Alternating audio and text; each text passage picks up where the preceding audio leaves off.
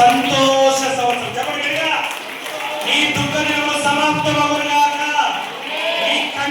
మీ వేదనన్నీ కూడా ఆనందంగా మారునుగాక. ఈ 2026 సంవత్సరం దేవుడి సన్నిధిలో ఆదివారం సాయంత్రమే దేవుడి వాక్యం ఇచ్చాడు. దేవుడికి స్తోత్రం. చెప్పండి అందరూ, సంతోష సంవత్సరం.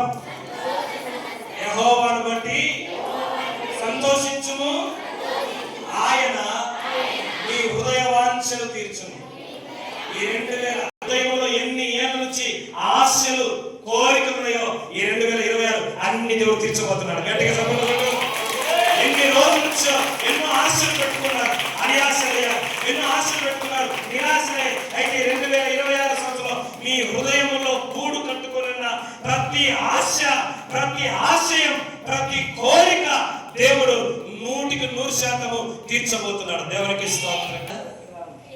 ఈ 2026 సంవత్సరం మీ హృదయ వాంఛలు తీరాలంటే 7 పనులు చేయాలి. ఎన్ని పనులు?